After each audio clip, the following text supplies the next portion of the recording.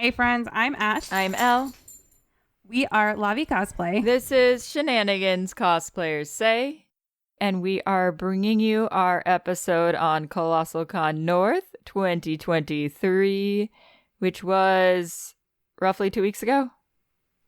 Yes, it was the weekend before American Thanksgiving. That's right. Yes, for our non-American listeners, we had a holiday recently, so, you know.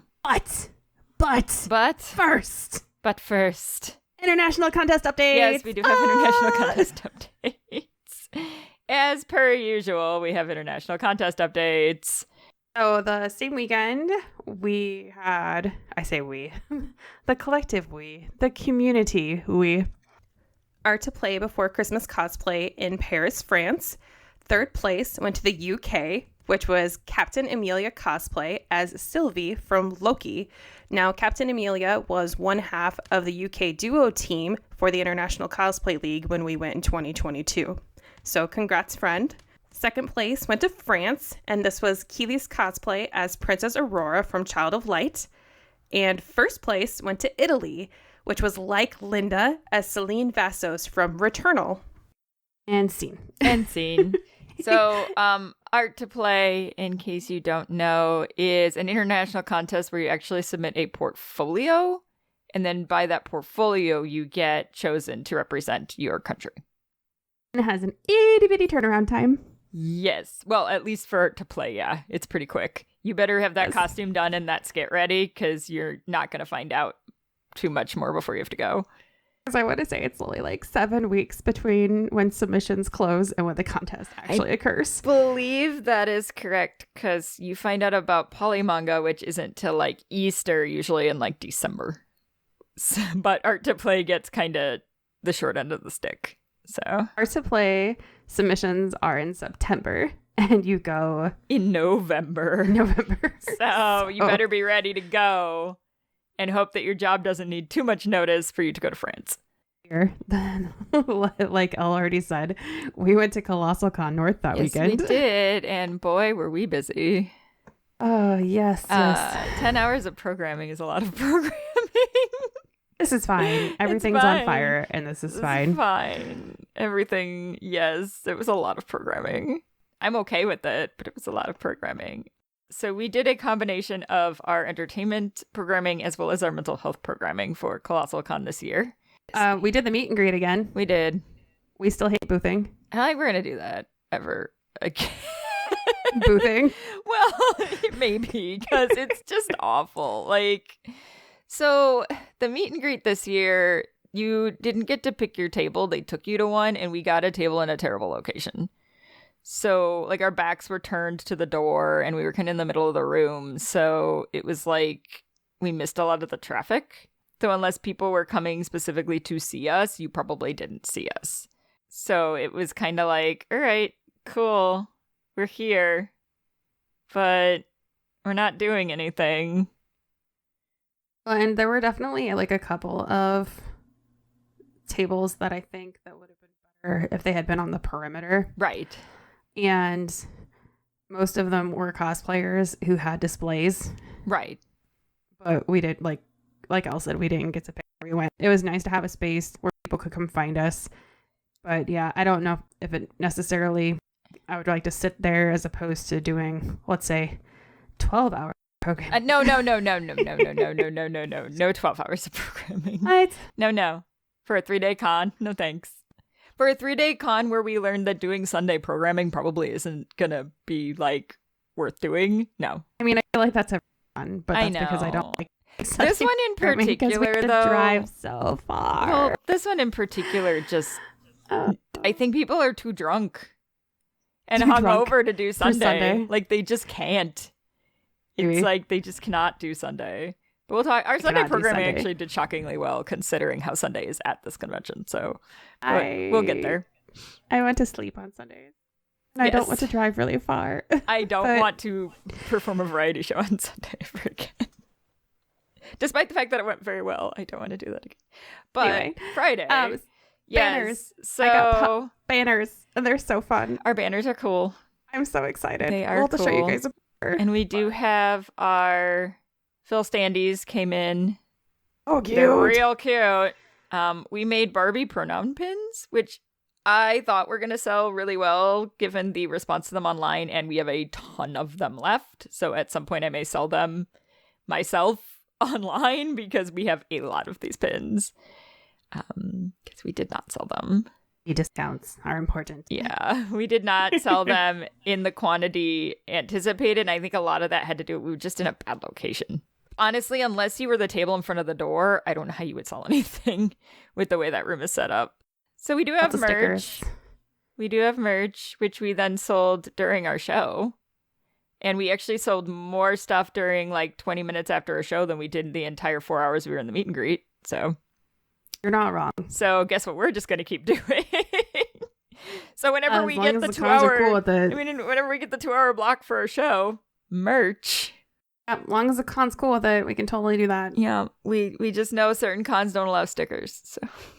And certain cons don't allow vending outside of the vendor That hall. is also true. So they typically make exceptions for bands and things. So yeah, lots of health programming. Yes. We did Express Yourself, Cosplay, Identity and Belonging with special guests Celtic Honey and Betsy Bo Peep. So this panel kind of covers a variety of things about play in adulthood, self-expression, representation, things of that nature. We have an episode on it. We also actually remembered to record this one. So I do have a recording of this panel. I, however, do not have a recording of the Congo Survival Guide because I forgot to record it. Yeah. Although the one thing that Express Yourself has told me is that maybe we just have to have a Bluey panel. I know, like right? just a panel on Bluey. I feel like that's totally acceptable. I feel like that people would attend that panel. Yes. I would attend that panel. So a Bluey panel where we could talk about interpersonal relationships and play. That's very important. Yes. And if we wanted to have a representation panel, I would talk about Miraculous. I mean, I would talk about Miraculous all day anyway, but... Well, right. I don't hate this idea. Appropriate attire to wear to a Bluey panel. I mean, we do. We have Kigos that we can wear to a Bluey panel, so... As long as it's not like 100 degrees. I have a Bluey sweatshirt. We get Bluey t-shirts. Like I have a couple Bluey t-shirts. It would not be that hard. Good stuff. Maybe we'll do a Bluey panel. If you've never seen Bluey and you're like, what are they talking Please go watch it. Go watch it. It's precious. Yeah. It's an Australian quote unquote kids show. Definitely for adults. Yes. But it's good, wholesome content, and the episodes are super short. I just Joy. I love Bluey. I want a combination of like Bluey games and like mental health Bluey related content all wrapped into one panel. We can make that happen. Yeah, I feel like that should be a thing. And then it has to have a Bluey related panel name. Yes, it does. My beans. I was gonna go with like keepy uppy. Well, to go with like the whole like positive vibe thing.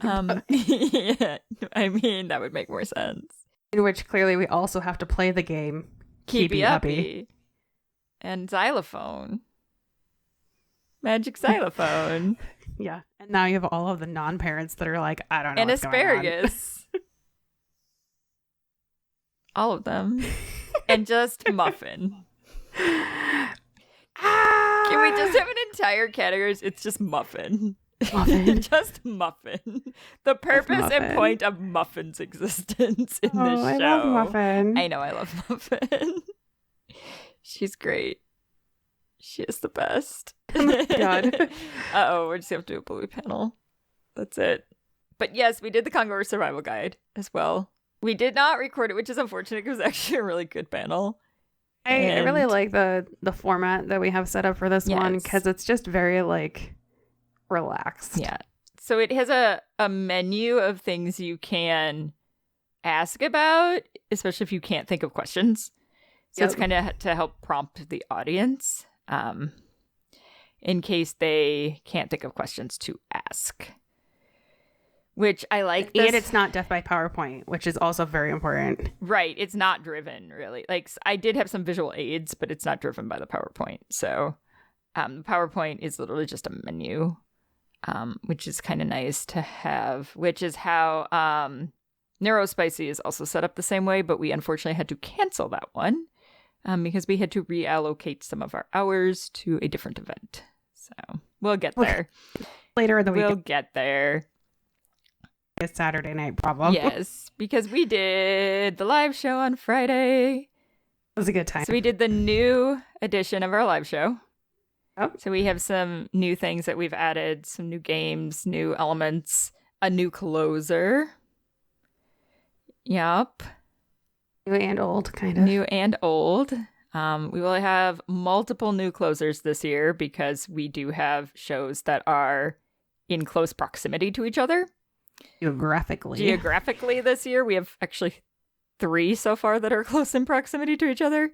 Yikes. So we need to have different closers at least for 2 out of the 3, just to shake it up a little bit. Makes sense. So, yes, our next one will have a different closer, ideally. An old one, which has now evolved into another extended performance. You know. Yeah, our special category for this was Colossal Chaos. So we talked about some of the unique ridiculousness that happens at Colossalcon events. Different things that we see happen at, Colossalcon's got this thing with, like, Cult of all the time and, cheese. Cheese in the hot tub. The hot tub was broken by Friday. It didn't take long. It came back. It did come back, but it was broken by Friday, like, at 5 o'clock. I don't want to know why. I don't want to know why either.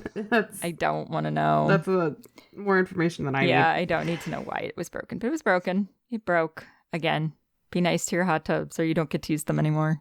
Saturday, we introduced a new entertainment panel. Yes, we did. It was super entertaining. I look forward to see where this particular show goes. So, like, shit cosplayers say is what it is as more of a stand-up comedy. And this is very much a, like, guided improv show that has the potential to be drastically different every single time. Yes, as it should be. As we continue on our quest. Pure chaos. Special thanks to Caroline, the half-orc ranger folk hero who joined us. So in Bardnanigans, the audience collectively is the third party. So what we decided to do was, instead of singling out like a couple audience members, the entire audience functions as your third party member. Everybody's involved. So the challenges and the different things that we do involve the majority of the audience. It involves audience input. Like, it is an engaged, interactive performance, which I haven't really seen. I'm sure other people do it. I just haven't seen it done that way. I usually see what happens is they pull like 3 or 4 audience members out and then they play more like a D&D style thing. But we are playing 2 bards who are on a quest who are not very good at their jobs. So we need your assistance to help us survive our quest. Did survive the quest.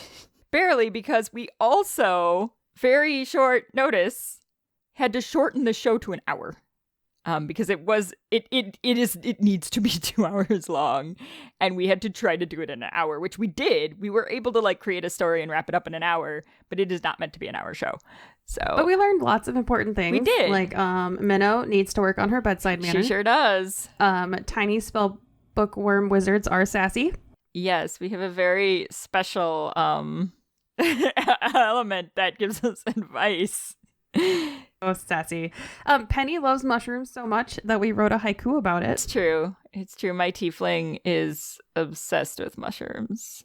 Like, obsessed with them. Strange secret fungus. They can make you powerful. Eat at your own risk. It's true. Yes. We almost got eaten by a whale. That's true. That was the almost not surviving part. Yeah, we almost got eaten by a whale on our ghost pirate ship. Our gay ghost pirate ship with gay whales who might be happy or gay. We don't know, but we can't decide for them. Right. Well, no, we know that they are gay, but we don't know if they are happy or homosexual or both. Right. We don't know because we can't decide that for them. And I don't speak whale. And so we don't really know. I could speak whale underwater, but we were not underwater. We were on the boat. Yeah. So we can't answer that question. And also, I don't care because I don't judge. That's right. Well, we don't care. Yes. We don't care. But ultimately, karaoke dance parties saved the day. It's true. As it does. It's true. Now I want to know what people's thoughts are based off of that very short description. So be sure to go to the Instagram post and tell us. I did remember to record Bardanigans, and although I will not post the whole thing, I may do a highlight reel at some point. Yes, keep it secret, keep it safe. Because we got to keep it secret, keep it safe. Because we want you to come and enjoy our chaos at whatever next show it is that we do Bardanigans at. So definitely say that shit cosplayers say is something that you need to experience in person.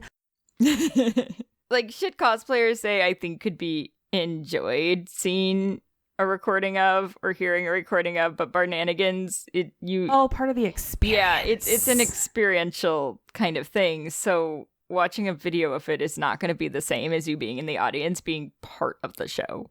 Because if you are there, you are part of the show. Like that's how this thing works. So. Because it's a choose your own adventure, so you need to help us choose what adventure we're having. But we did walk through the woods. We did. We did. And we saw things out of the corner of our eyes. We also went to a panel. The best panel. The best panel. Oh, we're talking to Volts and Stripper Bash, and they're like, hey, you should come to Beyblade Beatdown. We're like, tell me more. You don't understand. It was so good. I also feel like we should probably not tell people what this is about. And it's really one of those things that you just have to witness in person. All we can tell you is Beyblade tournament emceed like a sporting event. It was amazing. Imagine you're watching like WSOP or like UFC or other types of like MMA fighting. Except it's a Beyblade tournament. Yes. And it was amazing to witness. We gave them some constructive ideas to get even grander than it already is, which is, it's already there. 100% would go again, even with it being like after my bedtime on Saturday nights. Thoroughly enjoyed it. Now, that was hysterical. I do. If you see that on a schedule... go, because it was great. Well, and I think this is the only Colossalcon they do it at right now. That's so sad. Because I think it started at North. Okay. Is what it sounds like. If somebody wanted to do a Beyblade tournament, and so Manly Battleships was like, okay, let's do it. And they needed someone to MC it. So they were like, Zach and Jim, what are you doing? Do you want to MC a Beyblade tournament? And Zach's like, I don't know what that is. And Jim's like, I got you. Because apparently his kid watches it. And then this magic was born. Magic. Yeah, it was 10 out of 10.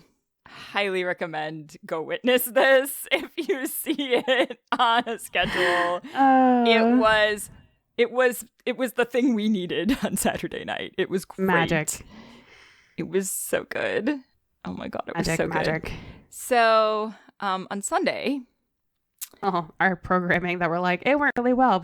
Ever want to do that again? So, it's been a long time since I've produced anything. So we used to produce shows, not infrequently, or assistant producing shows and running contests and things like that quite frequently in the past. It's been a while.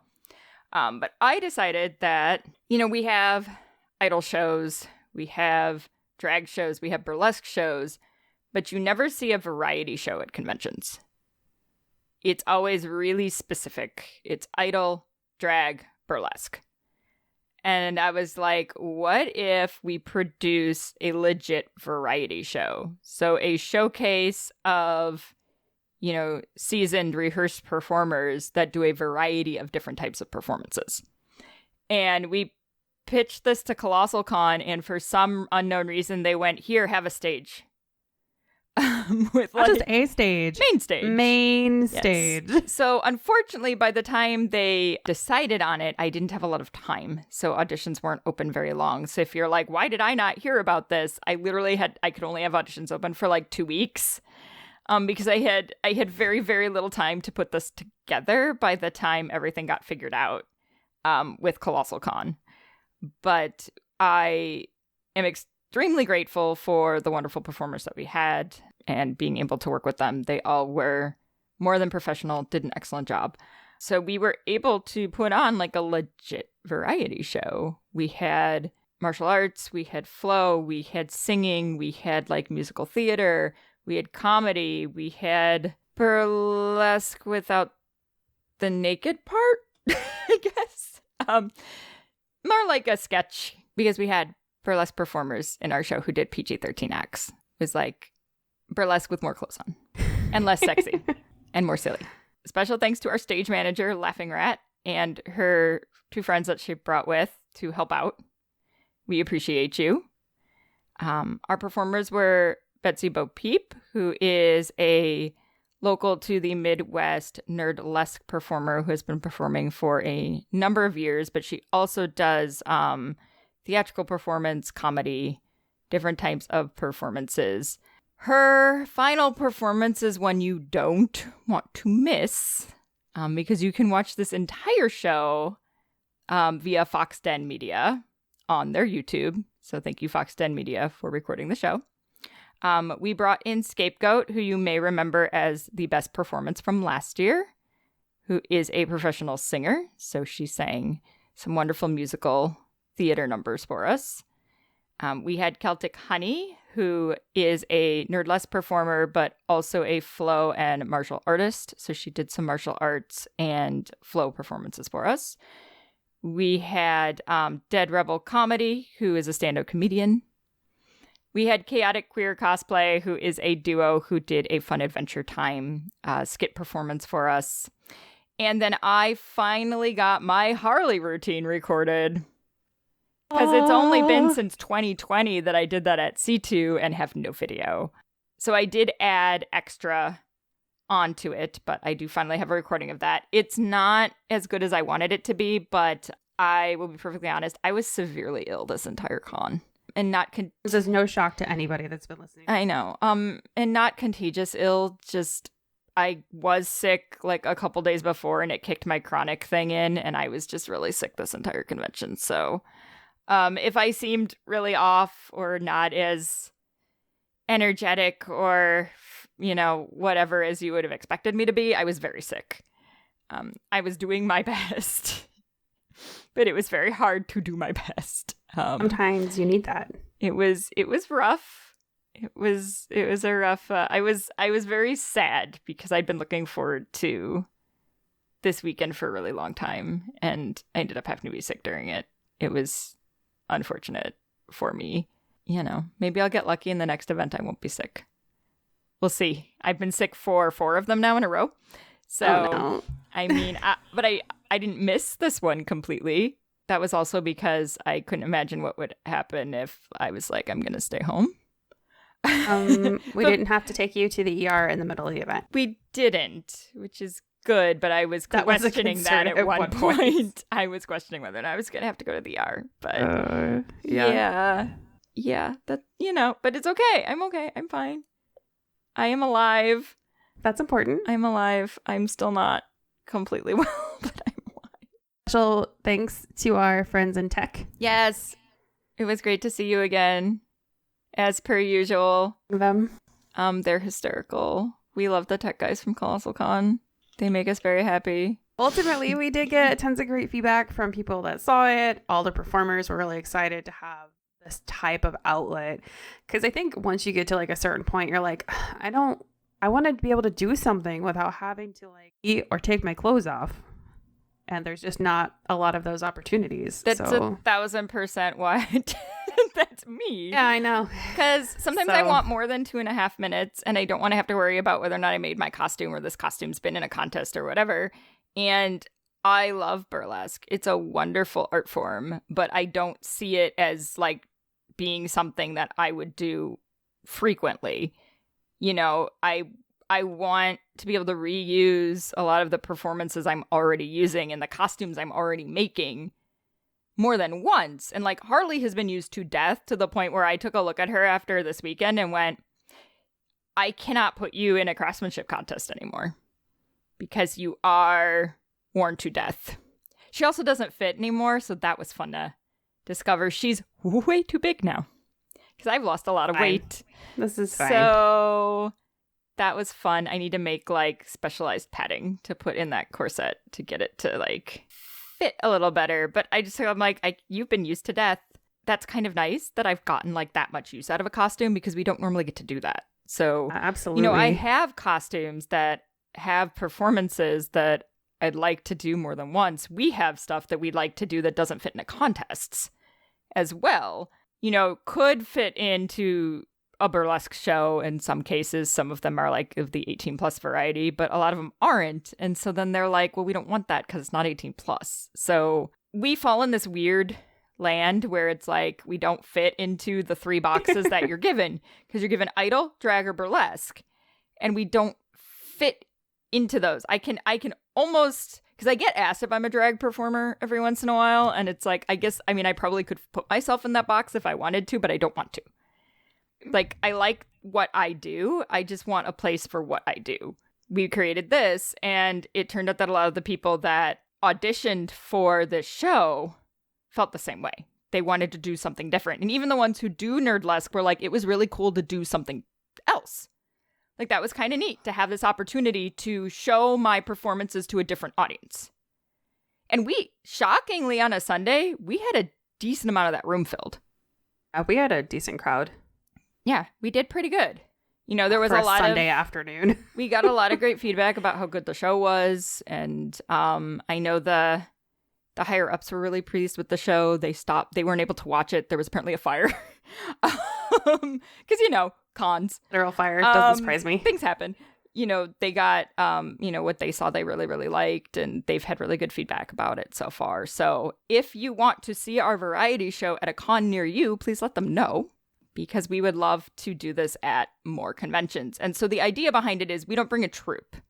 So we're not bringing like a set group of people. What we want to do is showcase the local talent in the area that the convention is in. So although we might bring like 1 or 2 people in with us at one point or another, what we want to do is showcase the talent that is part of that community.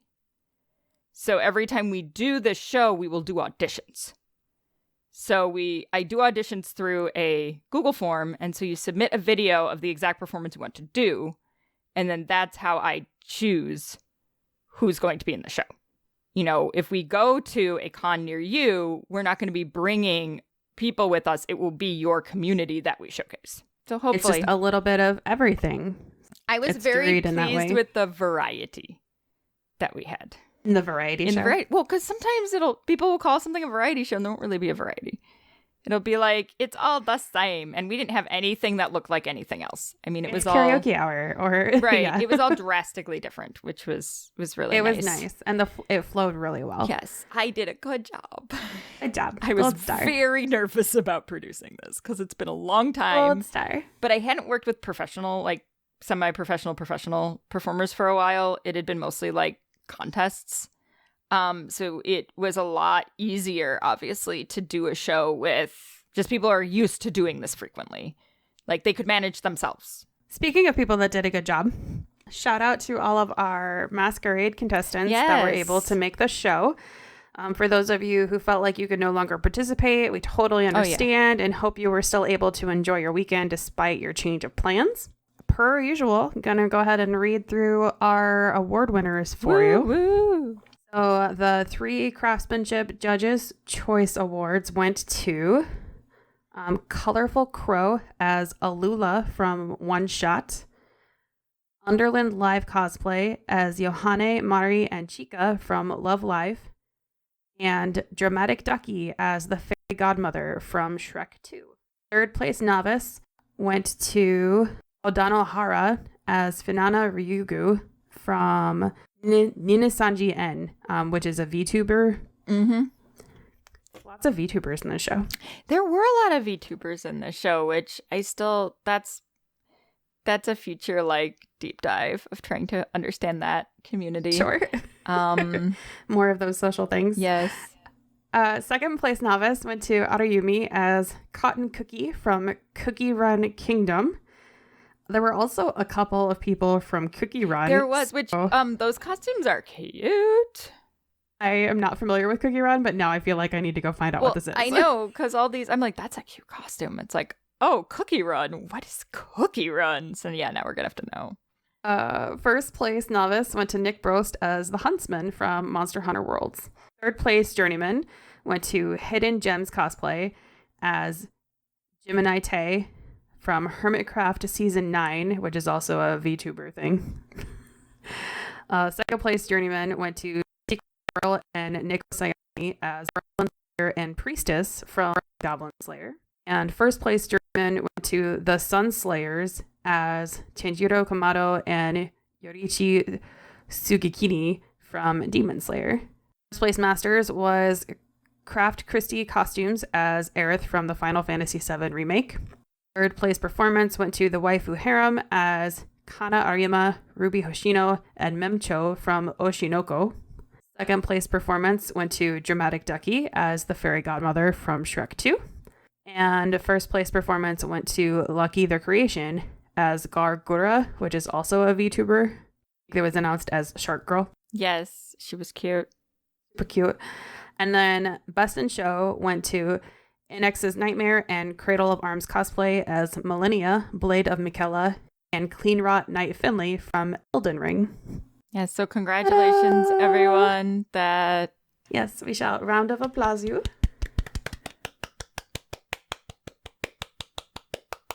Now everybody that's listening to this episode, where they're like, we're almost 40 minutes into this. Well, I'm going to end up cutting some of this down, but this ended up being almost 2 episodes in one because we have a giant elephant in the room that we have to talk about, and we needed extra time because we needed to figure out how we best wanted to address this situation. So we did not want to jump into anything. Yes, that's a very nice way of saying that. Mm-hmm. Yes, we needed our time to figure out the best way for us to compose our approach thoughts. this. Yes. And finish I guess the research was finished pretty early on. Yeah. So just as a reminder or a disclaimer or however, we were not present when the initial exchange occurred that we're about to talk about. Information that we're including here is based on information that was either distributed to contestants, either by text and or email, which we have copies of, as well as firsthand accounts published on social media from either cosplay department members, judges, and or contestants. At the time of this recording, Nostalgia Conventions, also who runs Colossalcon North, has not made an official statement regarding what happened. We were not a part of the cosplay department for 2023. We did MC in 2022, but we were not directly involved in the cosplay department this year. No, we were not your MCs. They had their official MCs, Zach and Jim, do the cosplay contest. So what happened? Yes, now all of you who don't know are like, what? Why are we talking all this legal sounding jargon? Why is there this episode was like over? Like, what's going on? what Everybody's is sitting going on the edge of their seats with now. this? Like, yeah, this legally sounding professional jargon that's happening in this episode. All right. Ultimately, a verbal exchange between the cosplay contest coordinator and 2 higher-level Colossalcon staff members escalated in the hallway outside of the cosplay room. All cosplay contest staff, including contest judges, quit and left their posts as a result of the altercation. A physical note was left on the table outside of the cosplay room indicating there would be no contest and that staff had quit. A text message was later disseminated to contestants from the coordinator indicating that contest staff had quit, but that the contest would be held for those still wanting to participate. An email was later disseminated to contestants from the convention requesting audio to be submitted for them to report for new judging times and reminding them that rehearsal is at 3 p.m. So all of this happened on Saturday. Staff who quit had their staff badges and staff rooms revoked, and the contest was held as scheduled at 5 p.m. That's the bare bones. That's what we can confirm occurred. Yes. Okay, so we're going to deep dive this a little bit. I'm also going to preface this with, if you all are hoping that we're going to throw tea at you, it's not going to happen. So if that's what you're here for, Leave. we don't participate in rumors and bashing and any of those types of behaviors. So it's not going to happen.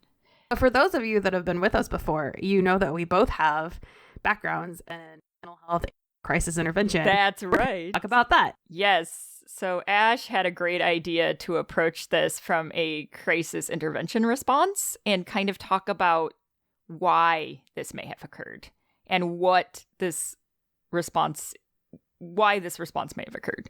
We're going to be super boring. We're going to talk about crisis and then we're going to talk about business. Yes. So if you're not here for that, I'm sorry. Yeah, but sorry. That's what you're getting.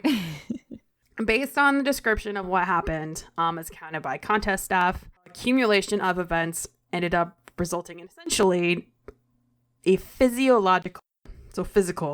crisis response. It doesn't matter what the verbal altercation was about. I'm assuming that this is going to be more so like the straw that broke the camel's back, following compounding related and possibly unrelated stressors leading up to this point. I want to remind everybody that the emotional responses and experiences that people had at a particular point in time, everyone involved, those are 100% valid. That they experienced what they did physically, emotionally, mentally. And I'm also really happy that they have each other and that they received so much community support after what happened, and that they were able to take some time away, relax, and presumably enjoy their time together despite what happened. So we're going to talk a little bit about phases of a crisis. So the CDC describes 4 phases of a crisis. Phase 1 is normal stress and anxiety. So this is going to be like exposure to a precipitating stressor that's considered kind of like a minor annoyance within everyday life. Anxiety levels or stress responses begin to elevate, and then the person's going to try using previously successful problem-solving techniques to attempt a resolution of whatever the stressor might be. And then at that point, they're still rational, in control of their behavior and in control of their emotions. Phase 2, that's when we're going to have rising anxiety levels. Ella's very familiar with rising anxiety. Yes, I think that was part of my illness issue from this weekend as well. So problem-solving techniques that you're used to using aren't relieving your stress at this point. So you're trying those past coping strategies, but you're not successful. Your anxiety levels increase. You start experiencing increased discomfort. So you've got feelings of helplessness, confusion, possibly disorganized thinking at this point. Might have tachycardia or tachypnea. I totally just butchered that word. Tachypnea. Yes. Bad things, with your heart and breathing. Difficulty breathing. Rapid breathing is tachypnea. Yes. You need important things like, your heart and your lungs to function properly. Breathing at this point, they might not be. Is important. Your heart rate is important. This person might have like a high-pitched voice, a more rapid speech pattern. If they have any sort of like nervous habits of their fingers, some people like click their tongues or, their eyes starts twitching. That kind of physical response might start to be a little bit more evident. Moving on to phase 3. This is when we're kind of getting into those like severe levels of stress and anxiety. We're trying to use all of our resources, both like consciously and unconsciously. We're going through everything that we know that works to calm us down, to try to get our heart rate back to normal. You might try using like either like box breathing techniques, or you might try to like physically ground yourself either with another person or a physical object. You're trying everything kind of in your tool belt as far as what has worked for you in the past. You're looking at things from other perspectives, and you're trying to come up with new ways to problem solve. Reason at this point is going to become significantly diminished, and your behaviors are going to be a little bit more unpredictable and disruptive. This is a lot of time you're going to see like the tightening of the jaw or the clenching of the fist. Communication at this point is probably escalated. So this is where like the yelling or the swearing, that kind of thing, or even that kind of like physical aggression, not like hitting, but just, you know, when people's body language comes across as really aggressive, whether you're standing too close or, you know, your posture gets to be a certain way, it's more confrontational. This is kind of probably what people are doing without thinking. So if a resolution is not achieved, then we're going to end up in phase 4, which is tension has escalated to like a critical breaking point. There might be unbearable anxiety, increased panic, disordered thinking. A lot of your cognitive functions are going to be impaired. A lot of your physical functions are going to be impaired at this point too.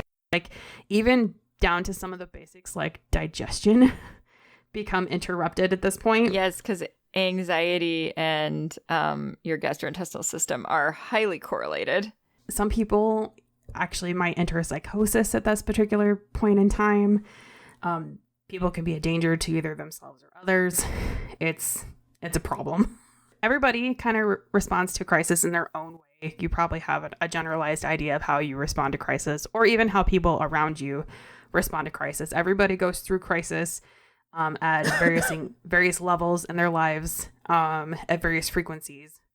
But there are certain factors that determine the response. And so these are referred to as balancing factors. This is going to include the perception of the event. So this is the perception that one has of an event. It's going to determine their reaction to the situation.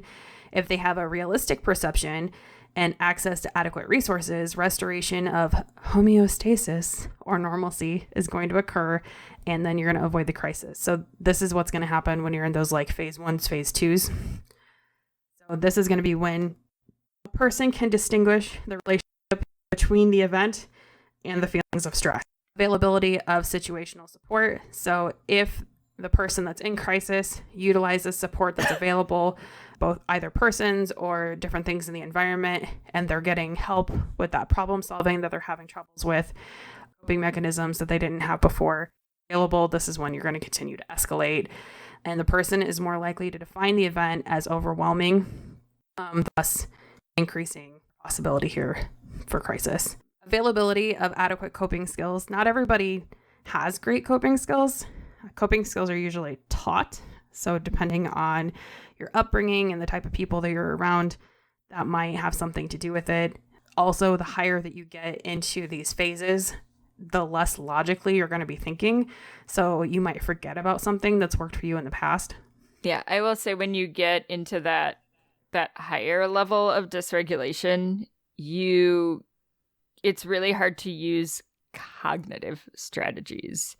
Sometimes you can resort to physical strategies, but typically your thinking is so distorted, or you may be in somewhat a dissociative state, or your brain is running 500 miles a minute. When you're at that higher level, using those coping skills without somebody to assist you is pretty difficult. Well, and if you think about it, like when you're in a crisis, and talk about brains, one of my coworkers would be so proud. You're switching into your reptilian part of your brain, which is going to be where you run basically on pure instinct. So when your emotions are level and you have control in that way, then you're using your front brain, which is where you're doing all of your cognitive thinking. But when you're in the middle of a crisis, that goes all out the window and everything is just reaction. You'll have a lot of people get that like fight, flight, or freeze response at this particular point in time that everybody's kind of familiar with. That's all based on instinct. It's what's, saved us from the dinosaurs, kept us alive, in the jungle, in the plains, depending on where you're from initially, when the Vikings were raiding, what have you. It's what's kept us as a species alive for, thousands of years. The other concept that is similar and typically well known is the rational mind, the wise mind, and the emotional mind. And the overlap between the rational mind and the emotional mind is your wise mind. And so your wise mind is the balance between your rational and your emotional mind. So when sometimes it's not great to be super heavy on your rational mind, and then a lot of times, like in this kind of a case, it's the emotional mind that takes over. And so the wise mind is the ability to find the balance between the rational and the emotional mind. Yes, this comes from a very famous mental health workbook called Mind Over Mood that has been around for literally ever. But I can post the infograph of it's a common DBT strategy. So dialectical behavioral strategy. Very common in that form of practice. It's kind of trying to figure out like which brain are you using and how do you balance that out? It's my toolbox to talk about. Right. So the good news is crises, they're acute, they're temporary, they're time limited. Ultimately, you can't be in crisis constantly because it's exhausting. Well, I mean, yes, for lack of a better. I mean, you'll shut down eventually because your body can't be in that state for an extensive period of time. Like your body will physically shut down. Your body will one stop. way or another. Yes, if you don't control your emotions to the point where you can get yourself out of crisis, your body will. Well, because a lot of times big crisis responses, like big emotional crisis responses, will result in things like panic attacks or full dissociative states or complete shutdown. And you cannot be in that state for an extended period of time. Your body won't let you. Like, you've gotten to a point where either it's going to push you so far that you're basically going to pass out, or you're going to take something, possibly, if your coping skills are not working, to help set your system. So, yes, you cannot be in crisis forever. A perfect world, you are able to balance out and go back to your pre-crisis state. Okay-ish world is you are learning new skills and then still able to revert back to a pre-crisis state. Or there might be, less positive coping skills where, some people drink or take sleeping pills or use illegal substances or resort to other more destructive behaviors to kind of let it all out. So crises aren't necessarily bad. They can stimulate a lot of growth in people. They're good opportunities for people to learn from about themselves and about each other. One of those instances where you can look back and be like, okay, so what worked well, what didn't work well, and what do I want to do next time? There's some things, obviously, depending on the crisis, that can never be undone, depending on what it is.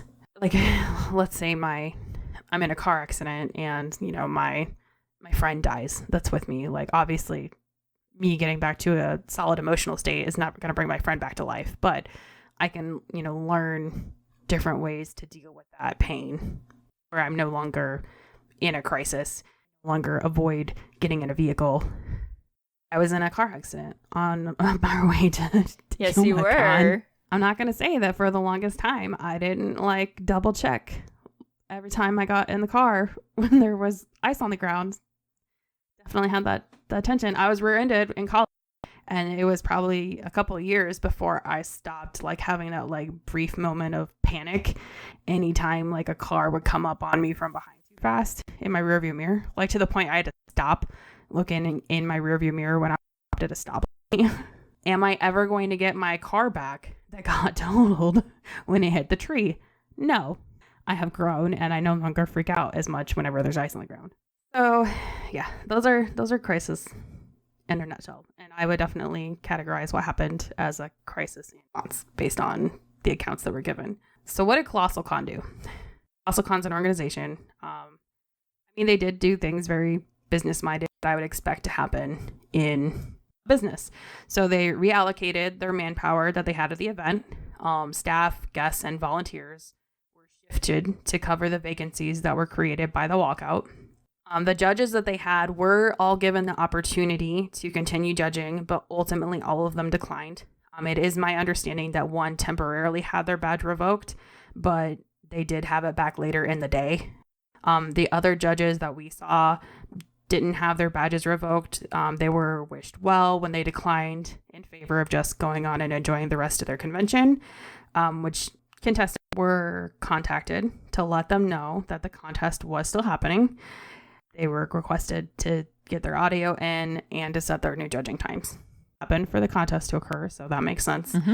The staff who walked out had their staff privileges revoked, which would have included their staff badges and their staff rooms. I would consider this to be a normal business practice, because if you are no longer providing the service that you are contracted for, then there is no reason for the business to continue to provide you with upgraded free event registration, room and board at the expense of the business. So why would you, and I don't know why you would want to continue to stay at the event under those circumstances anyway. Like, if it got bad enough that you walked out, I don't know why you would want to stay. Right. It seems very strange to me. Yeah, I would assume that ultimately, if I am contracted to go to an event and I decide I'm not going to do it in the middle of the event, they're absolutely going to take away any compensation that they were giving me, including a badge and a room. I don't know if this group expected to keep their room or not. We don't know that. I just know that was one of the things that was discussed frequently on the event. Yes, so we just, from a contract business perspective, this is normal practice. You cannot get the payment of your contract if you break your contract. Any contract we've signed that basically says if you don't fulfill what we have in this contract that you signed, you're not going to get paid. You're not going to get these things that we promised you. All of our contracts normal. Say that. That's, yeah. Posts regarding the incident on official social media channels were censored. So I would also consider that to be a normal business practice. A lot of the posts that I saw that were either on like individual pages or on unofficial pages or groups would be considered against like terms of service of a lot of platforms. Yes. Or written group rules. And they don't to allow you to openly bash them on their social media pages. Yeah. Like that's standard for any business to go in, and I mean, it's not Yelp. They're not going to like put your review up. It's their page. They can hear what they want on their right. Well, and considering Colossalcon is a large corporation, essentially, large corporation in the land of conventions anyway, I can only assume that they are likely doing an internal investigation into this situation as well. I would assume so. Because that would also be standard business practice, as you would go back and look at the situation from all sides and try to better understand what has occurred and what needs to be improved. Critical incident management. Which is also why they would also want to not allow all those posts and things, because they're in the middle of trying to do their own work on it. That would also explain why there has not been an official statement on it. And we had a major holiday in the middle of that. So if you're doing an internal investigation correctly, it typically takes time. Where I work, it usually takes months. A couple things I did want to address that I saw also that came up either in posts, videos, or comments on social media. Judging announcements. So we have competed in Prime on multiple occasions, and the judges were never introduced at the start of the show that I remember ever. So we have to understand that now this show went from what the Wisconsin community is used to Prime's format. So it reverted very quickly to Colossalcon's specific format, which is very different from what the Midwest is used to. So all their other shows run exactly the same way. For Prime, East, South, and the cruise, like everything that they do is identical for their contest, is my understanding. For the most part, yeah. There's a little variations, but for the most part, yeah. So Wisconsin was kind of like an exception. Yes. In our experience for Prime specifically, craftsmanship judges only showed up for awards in those instances. I'm going to assume that they, at that point, had returned to their original positions, because remember, all of these people that were involved in the contest, since the entire staff had walked out, were essentially barred from other places on staff to begin with. You know, we had some volunteers that came in, we had some other contracted individuals. They all had to go back to their jobs that they were originally there to do. Yeah. I asked when we were chatting at one point. We just literally flat out asked them, so who are the judges and what are their qualifications? Essentially, yes, that's how it happened.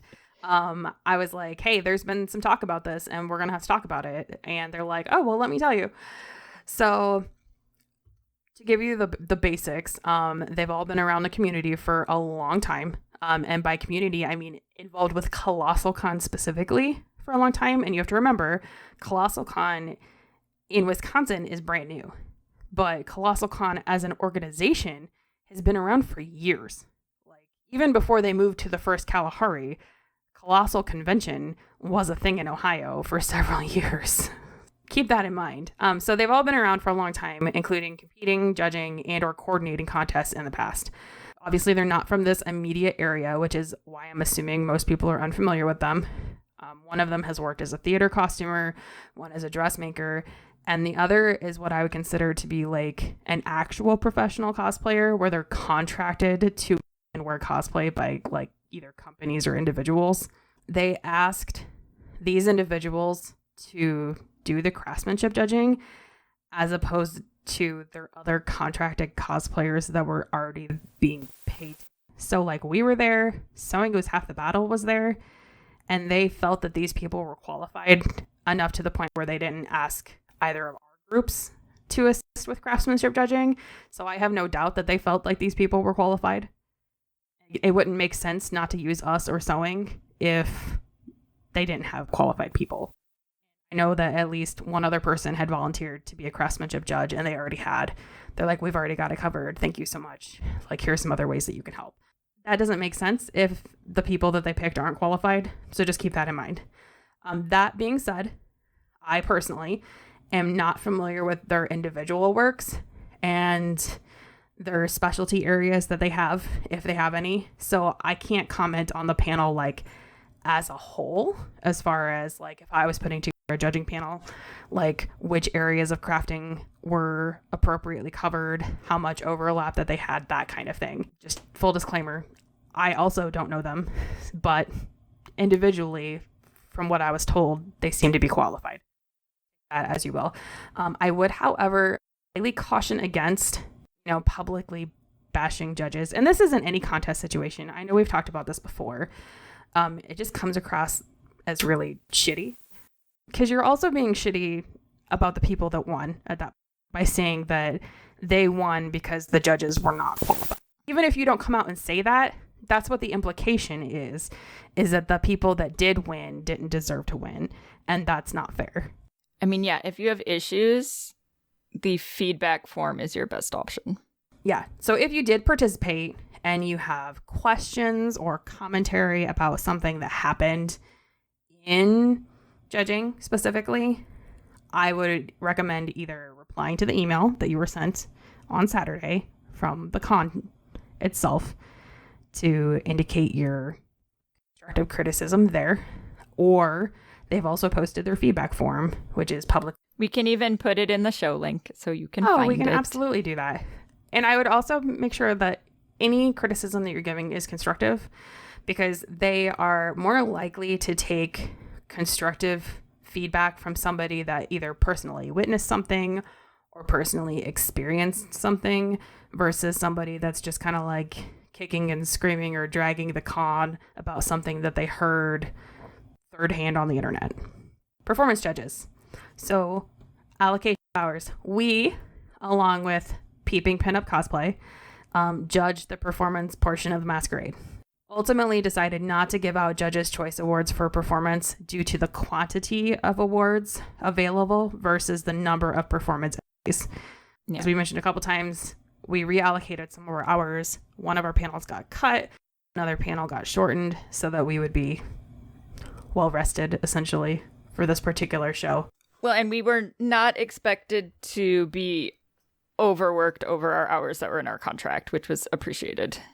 But this is also why you need to be careful about saying your judges aren't qualified, because this is the only one that I can get a little snippy about, because how much more qualified do you want for a performance judge? I mean, I don't think it was about you. No, but this is why you have to be careful, because if you don't actually know, then you may look really silly later. Right. Like you saying that the person that makes and sells clothing isn't qualified for, judging, let's say, sewing. Now, they may not have been what you as the community would have liked to see as judges, and that's different.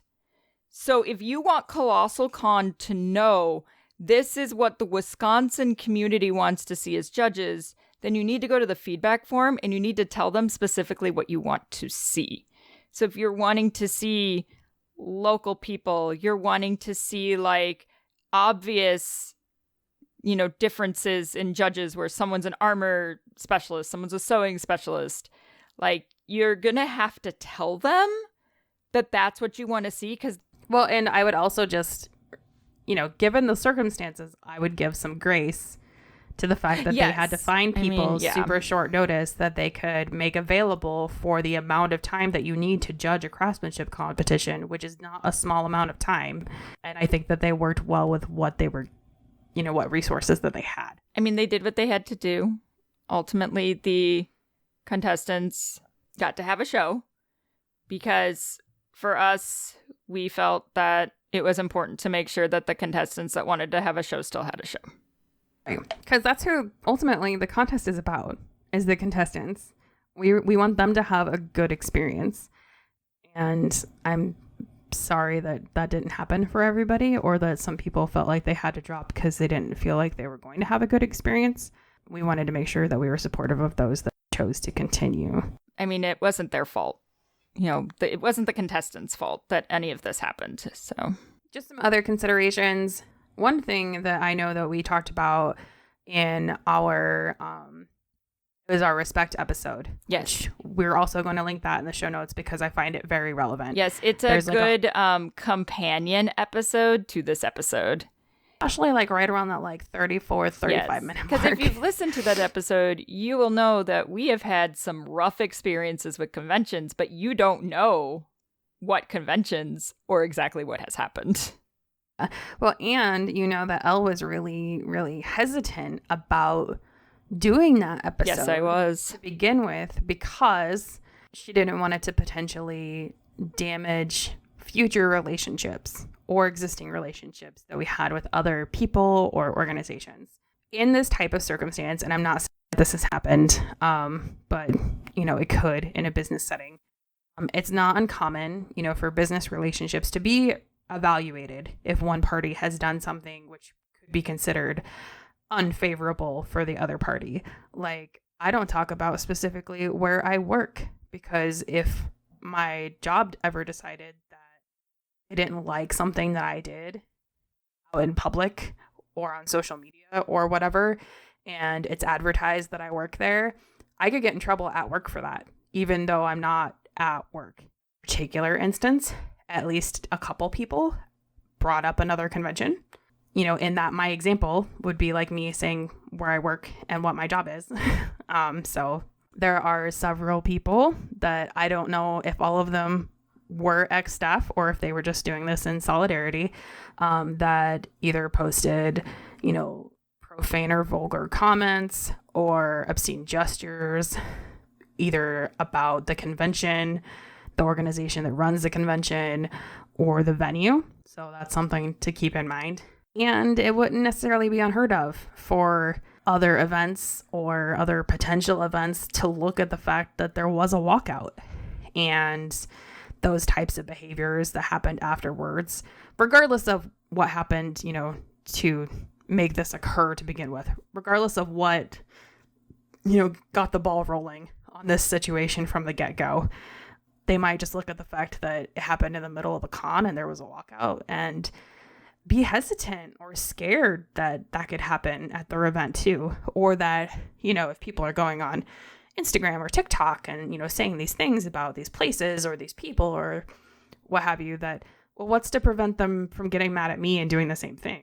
And that is ultimately why we've never spilled the tea on some of the situations that we've been in, because some of them have been just as bad, if not worse, than this situation. I mean, we've had some, you've never heard about them, but we have had some, and the thing is, part of it you've never heard about. Ours were never happened super publicly. we have had some really bad experiences with conventions to the point where we're like, why the heck do we still do this when people treat us this way? You're not wrong. But you don't hear about it because it's like, well, we don't want talking about this incident to damage our relationship or future relationships with these other conventions. And I guess part of me is also just like, I want to be known for like what I do and not for what happened to me. Yeah, that's also true. Because we could have, I mean, boy, could we have some social media numbers if we talked about some of the stuff that's happened to us. But I don't want to be known for those things that I want to forget some of the things that, like, we still have one in particular that gives me like a panic response if I so much as start like, I need to not think about it right now because it's doing it right now. Don't do it. It's not worth it. Like, nope, I have an incident that still makes me like have a legit panic response to it. And I don't want to be known as the person that experienced that at X convention. Like, I don't want that to be my, like, identity to others. Yeah, like, I don't want to be known as the people that were treated like this by this con or these cons or whatever. Like, I don't. A lot of conventions right now seem to be having problems with management and frontline staff. How do we fix it? Yeah. I think when possible, it's more important to focus on like the systemic issues versus specific people because staff turnover constantly. So like focusing on the one person doesn't do anything if you don't fix the culture or the systems that are in place that enable the behavior to begin with. So what can we do? You know, what can we put in place to these like unproductive, abrasive personalities from getting promoted? That's a great question. That's hard because unfortunately, a lot of stuff has to do with nepotism. That and those type of personalities tend to be very like outspoken and, you know, involved. And so they move their way. Yeah. I mean, you need those like extroverted people that are willing to take charge of situations. And a lot of those types of personalities fit into that category. I mean, I think training is something that could definitely be offered more so for, you know, con staff, whether it's, you know, social and emotional learning training, verbal de-escalation, diversity and inclusion, discrimination. There's lots of resources out there for organizations.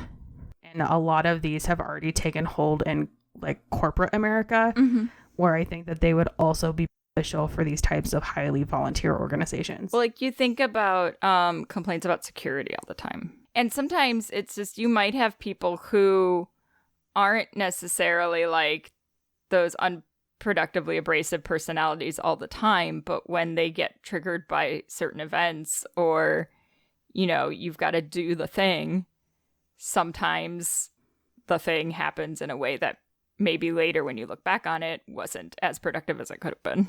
If something happens, what type of reporting structure is currently available, if any, for the, you know, airing and resolution of different grievances? So most actual companies will have that, at least. Is there a clear chain of command? Is it well known and understood within the organization? A lot of times, I'm going to say no. This, I think, is the big problem with conventions right here. I think this is one of the biggest issues, is the chain of command is not well understood within the organization at a lot of cons. And that's when you have too many people trying to, like, you know, take the lead, or no one knows who to go to. Kitchen. Yeah, and so then it ends up all haphazard. And then is management responsive to the concerns of frontline staff? This is also the other major problem with conventions that I've noticed, is not necessarily taking requests or the feedback. But then I've also seen some cons do really well with taking feedback. NebraskaCon did like a 180. So you may or may not know, NebraskaCon's cosplay contest was a disaster last year. Lots of things happened. I won't go into it, but it's all over their social media from last year. My understanding is this year was completely like complete change. They took all the feedback that they were given and they made a ton of changes. If you give constructive feedback in a constructive way, change can occur. Maybe. So one of the other things I've seen pop up a lot lately is the question as to why convention volunteers don't unionize. And the short answer is that they can't because they're not considered employees because they don't get paid. Right. But there is definitely precedent in at least America for what's known as like an alt labor organization. They have a little bit of a different operating model than a traditional union, but they have very similar like goals in terms of working conditions, scheduling, and overall fairness. Coven is what popped up in Ohio, which is the Conventions of Ohio Volunteer Event Network. I would love to see something like this in like every region. Right. On the downside, I feel like this would need really passionate people that both have experience in collective bargaining and convention operations.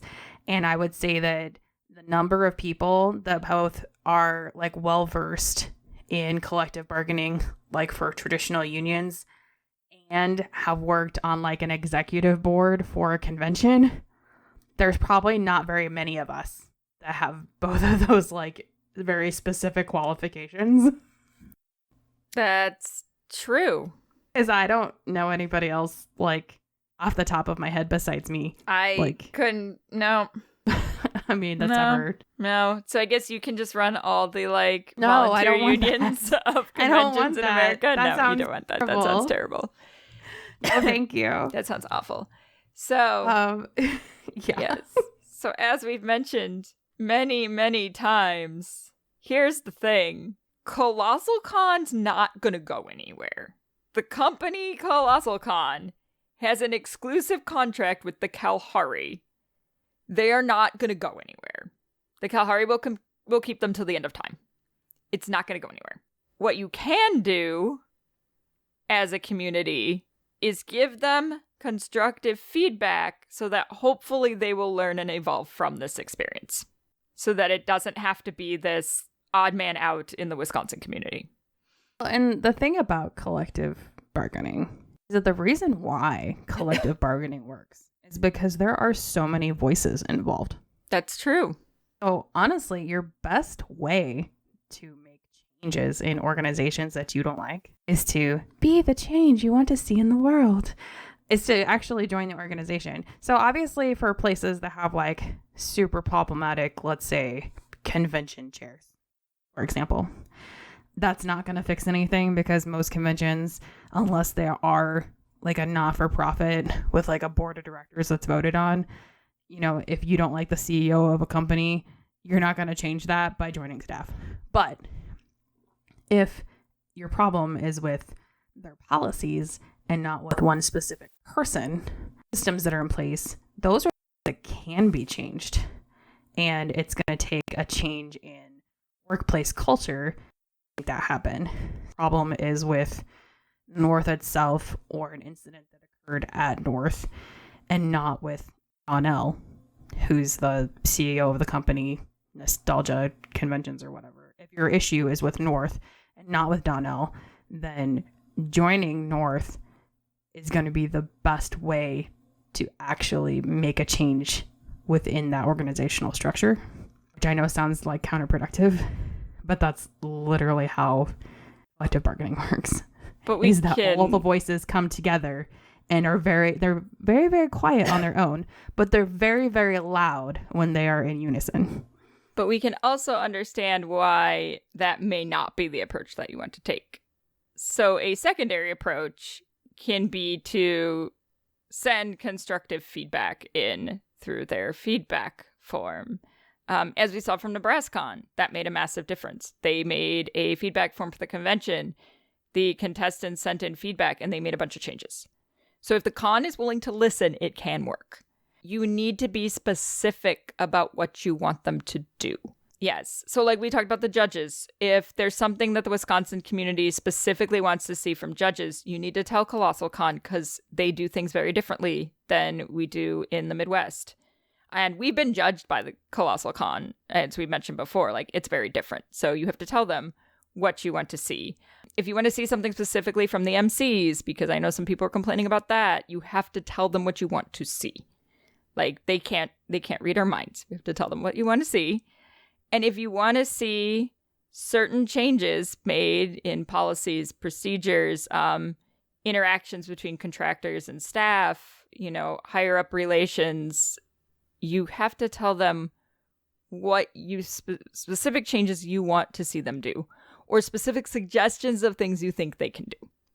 Because, as Ash said, yelling at them in text isn't going to solve anything. It's kind of up to the community, really, if they want to attempt to give this convention what may assist them in improving in the future. That doesn't work. Take it over by force. Yes, because that's going to work. Oh, I mean, that's essentially what it is. I mean, you get the volunteers in, if the volunteers are really loud, and then things happen. I mean, yes, that is technically how it's not works. as aggressive as that sounds. But yes, you made it sound like we're going to storm the castle and take over. This isn't like a mutiny or anything. Like, they still have their people in place, and there are still things. Right. But if you have some, like, okay, look at it this way, though. If I am telling you about all the ways that I hate you and how I deserve free things. Yeah, I'm not going to listen to you. Right, you're not going to listen to me. No, I'm not going to listen to you. If I join your organization because I recognize that water parks and anime conventions make a really cool combo, I join your organization and I, put man hours in, whether it's on like before the con with planning or, giving my feedback for different things, or I, put in volunteer hours at the convention or whatever. If I put a little piece of my own self, people are more likely to listen to me and my feedback because I am also invested in the future of the event. Yes. But yes, I totally understand if you don't feel like you could do it for whatever reason. Right. Well, and it's totally valid if you're like, I just don't want anything to do with this convention ever again. Yes. Like, that's also a valid response. Like, you don't have to give them feedback. You don't have to go to this con.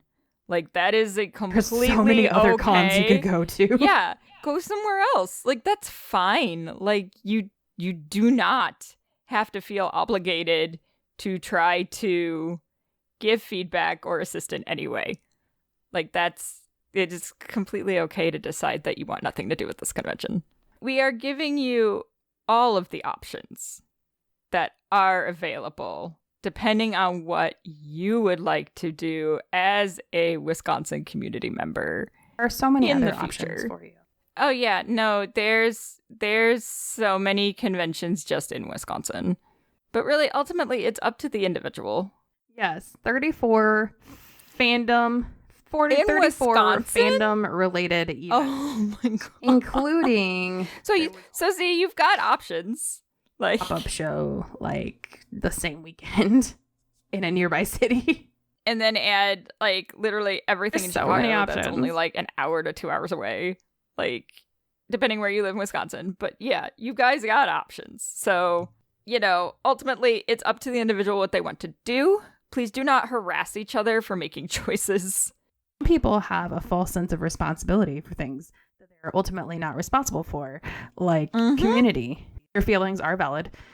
Your opinions are valid. And ultimately, how you choose to deal with the situation is your own decision. But don't be mean to your other Wisconsinites over how they choose to react to the situation. Try not to harass each other about it. That being said, we've been talking for a really long time. I'm going to cut this episode down, but it is going to be a substantially longer episode than usual because we essentially did 2 episodes in 1 episode. I'm sure this is not remotely the episode you expected to have. I hope you learned something about crisis intervention and management. These things have been happening at cons because obviously, as we mentioned, there's been a lot of cons that have been like falling. Yes, just falling. Like everything is fine, but it's all on fire. And so hopefully this explained where maybe some of that comes from and ultimately possibilities of why. This is why you had to wait an extra week. So this was also obviously not the episode we planned to have on this convention either. And the convention is also aware of this epidode's existence. This is not a gotcha. So this is not going to be a surprise to them. It's in our contract that we have to do an episode on this convention. Yes, they absolutely do. Like, they know. Nobody panic, be like, do they know you're doing this? Yeah, they know. They're aware that there's an episode coming out. It's in our contract.